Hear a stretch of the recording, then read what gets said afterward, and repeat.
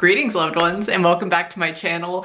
Can you tell I've had a lot of coffee today? And I'm very excited for today's topic and for the month of content that is going to follow this.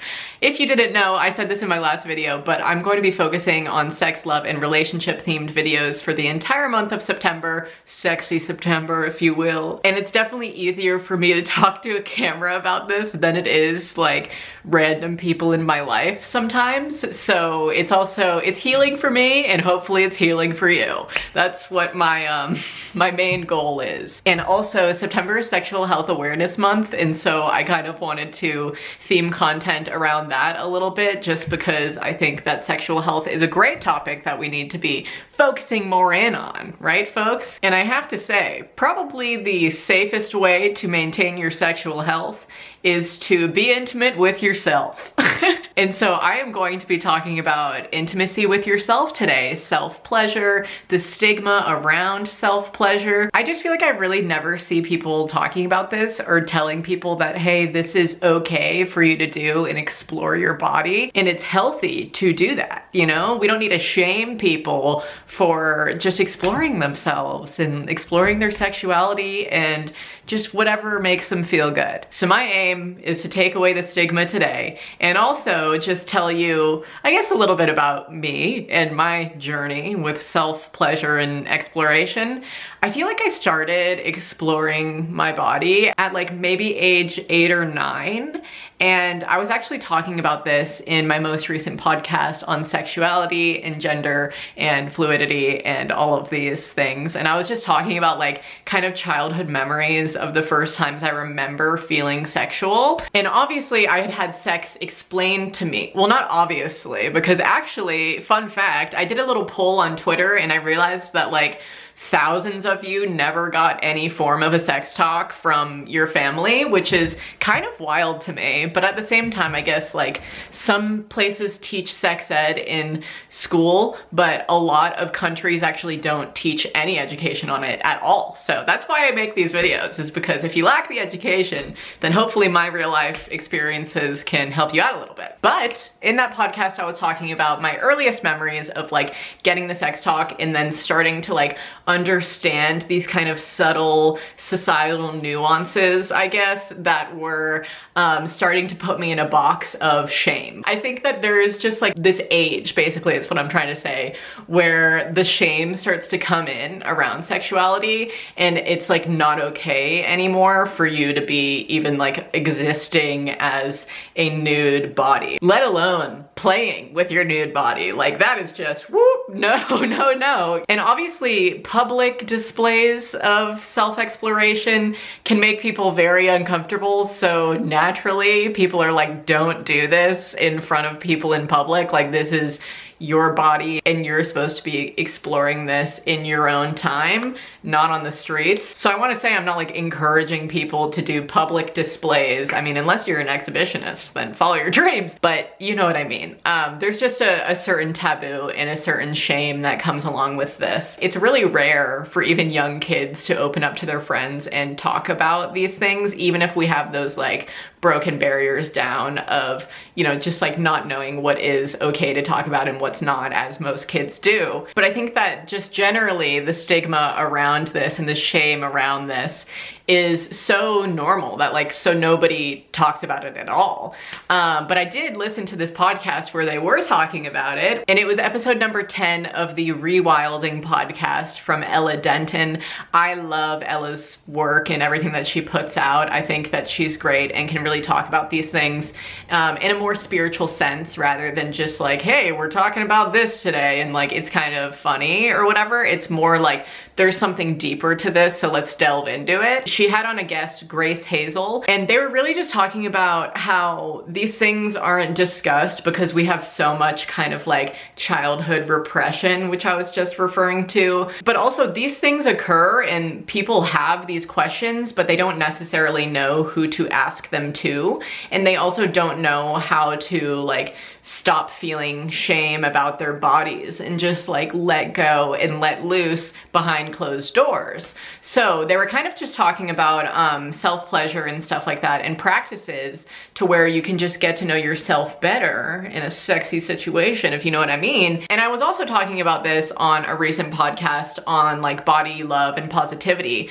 but like how that is truly self-exploration, and pleasuring yourself is such a self-love practice, because you have to be able to like see yourself in that sexy way.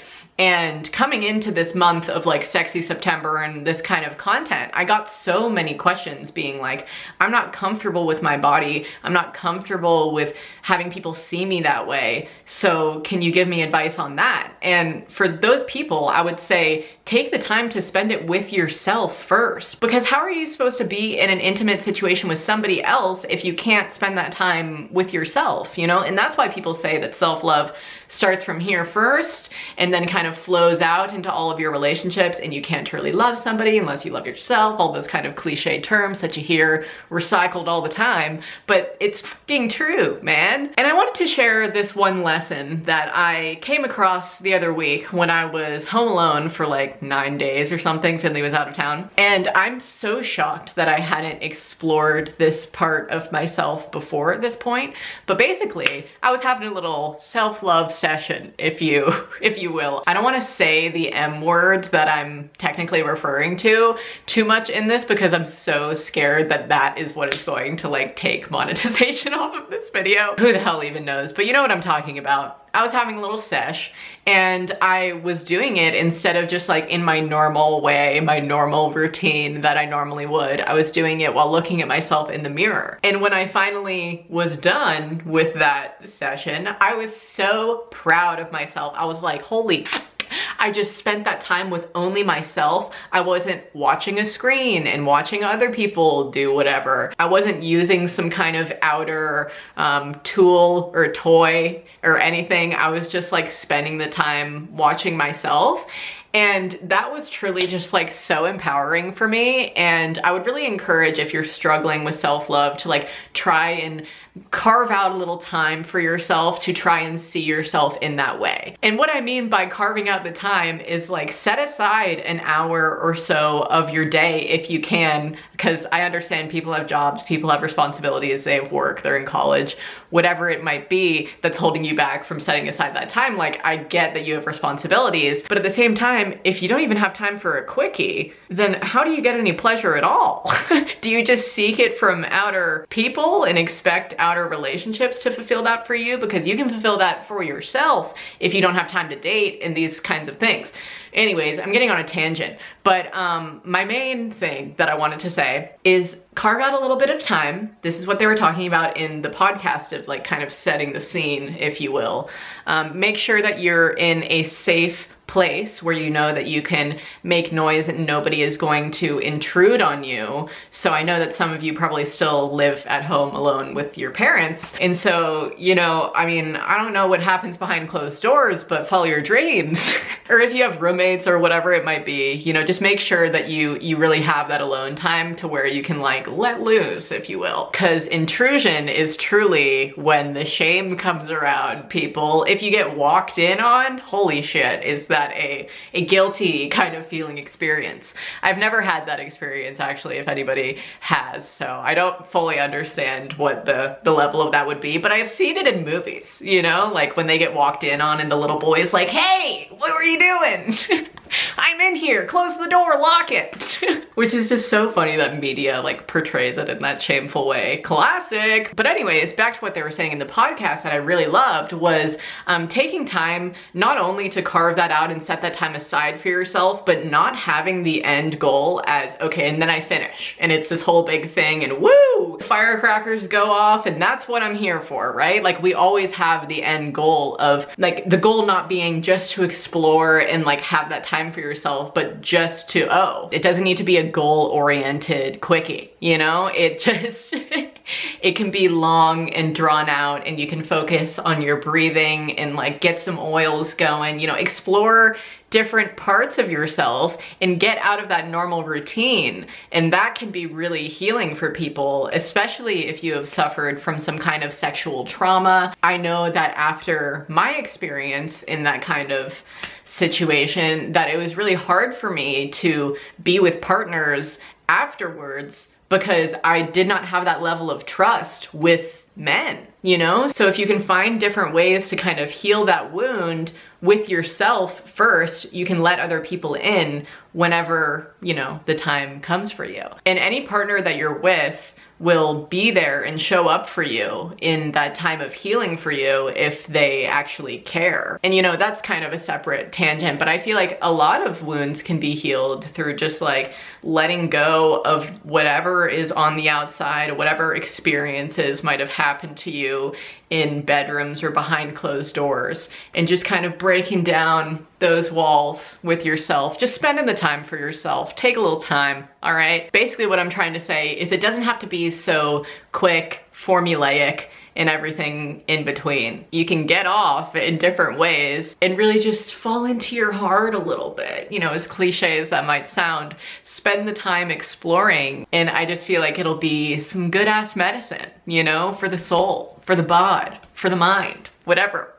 And I feel like so many women have never spent this time with themselves, which is like, you know, kind of a whoa to me, because I kind of always have, not always have, but like from 9 until now, I've been, you know, familiar with these practices and doing them on my own time. Even if I have a partner who could fulfill me in those areas, he still understands that I need alone time and self-love time, and he will allow me that, as I also allow him that. So I think that people kind of get into this general belief, I guess, when they're in relationships, that like it can only be fulfilled, or you can only be fulfilled sexually through your partner, when like that's just not true. And there's so many things other than penetrative sex that you can have to where you can explore so many, like that is just one area of sex life, my dudes. I mean, there's just so much else that you can use: hands, lips, bumps, boobs, whatever you please. And so not only get explorative with yourself, but try to get explorative with your partners, folks. Get out of the box, you know? And I also wanted to say, because I was having this conversation about self-pleasure with Finley right before I filmed this, and I was like, have you ever talked about these things with other guys? Like, have you ever asked them how they do it and whatnot? And he was like, no, that's just not something that I would ever discuss with my guy friends. I can't really see any one of my straight guy friends being like, so do you set the scene? What does that look like for you? And we were just talking about how that's oftentimes a female thing, to light some candles, light some incense, tidy your room, make sure that the scene is set for you to unravel, you know? And he was like, I just cannot imagine any straight man doing that, but I'm sure that they exist, you know? And I was like, wow, that is so true. I really hope that more guys do that for themselves. Like, if you're a dude watching this, I really hope that you take some explorative, beautiful time for yourself tonight. You know, light some candles, do it up, my dude. You deserve it. We all deserve it. We deserve that time with ourselves, you know, take a bath, just let loose. Finley said something to me that just, oh my God, it made me laugh so hard. He goes, I mean, self-pleasure for me, it's kind of just like maintenance. It's like taking a shit. And I was like, holy shit, dude. I would just never describe my kind of self-pleasure in that way. Like, I love that time with myself. Like, I break out all of the things and get fancy with it sometimes. Or maybe sometimes I just have a quickie because I want to have a quickie, you know? It's like, you don't always have to have this long, drawn out experience, but if you never have, I encourage you to do so, you know? But I just thought it was so funny to think about like the kind of male versus female in this sense. Like, I think we're oftentimes, females are really open to talking about these things more so with other women because we feel safe, right? We feel held, we feel understood. And I sometimes struggle to like even get these words out, because obviously it's fucking awkward to talk about that stuff sometimes with even your closest friends. Like, I'm not gonna call up my homegirl and be like, hey, did you set aside some time for some self-pleasure today? what was that looking like for you, you know? So that's why I make videos like this, to just make you feel more understood in this regard and make you feel less weird, because I feel like this is so taboo and so weird to talk about. It's like, okay, you can go and watch that if you want, but we're not gonna talk about it in an open and understanding sense, person to person, which is just, it's kind of weird to me, but at the same time, that's life, I suppose. But basically, the main thing I'm trying to say is you are not weird for wanting to do this. I hope that you set aside this time for yourself. And if you never have spent this time with yourself, I hope this video encourages you to do so. This shouldn't be shameful for you to explore. We all need to figure out what we like and what makes us feel good, so that in turn, if we want to be involved with somebody else, we know what to tell them to do, you know? In communication, in intimate relationships, in situations is so important and vital to having a beautiful and explosive, intimate experience. You know, if you can't feel like you can communicate to your partner, then don't be with that partner, you know what I mean? Like, your experiences should never be just geared towards getting another person off. I mean, unless you want to like please them and like set aside that time just for them. I completely understand that and practice that as well. But I'm saying, like, if you're having this back and forth shared experience, we both need to be sharing this energy and having our needs met, you know? And if somebody else isn't fulfilling your needs, then honey, you need to fulfill them yourself. Also, oh my God, such a fun thing is, even if you're in a relationship and you're scared about, like, I don't know, exploring this side of things, or you want to keep it hidden from your partner, I really encourage you to kind of spark up that conversation with them of like, hey, even though we're together, like, you still please yourself, right? Without me there. Because Finley and I had that kind of, we broke down that barrier a while ago. And the conversation that we had was just so fantastic. I was like, oh, that's so interesting how you do that. That's so different from me. And then we would just like share our techniques and stuff. And I know that like we're intimate partners, but I feel like you could do that with, you know, other people as well if you feel comfortable. And also it kind of breaks down that wall of, okay, this is me time and then it's you and I time, you know, because you can also have me time with them there, if you know what I'm saying, what I was saying earlier about the exhibitionist stuff. I personally find it so empowering for my partner to like see me explore that part of myself, you know, because then he's like, oh, okay, that's what she does. I can copy that in the future. Taking notes, you know what I mean? So yeah, man, I feel like I had a lot to say on this, and I hope I didn't make anybody feel uncomfortable. I hope I just made you feel more understood. But yeah, I really want you guys just to feel really comfortable exploring these parts of yourself, okay? I feel like a therapist or like a doctor right now being like, this is nothing to be ashamed of.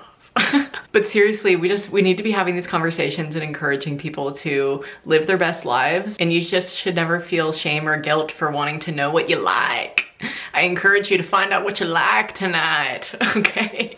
Or any day, every day. As for a timeline of these things, I would say I generally do this at least once a week. I mean, I know that not everybody maybe has that amount of time, but I mean, I feel like you should be doing this kind of thing fairly often, to however you feel comfortable, but I feel like it's not weird to do it like as often as you please. I mean, unless you're doing it like all day, every day, then I guess maybe you have a problem, but who am I to say? Oh boy. Okay, on that note, thank you so much for watching me talk about self-pleasure today and the stigma around self-exploration. I love you guys. I want you to live your best lives and feel your best selves, all right? If you enjoyed this video, please give it a big thumbs up for me and subscribe to my channel for more videos like this. I'm going to be doing Sexy September for the whole month, and hopefully after that I'll still continue to do content like this. Ring the notifications bell if you would like to be notified when I upload, and until the next upload, stay smiling. Bye guys, and stay sexy. I should say that for the rest of this month.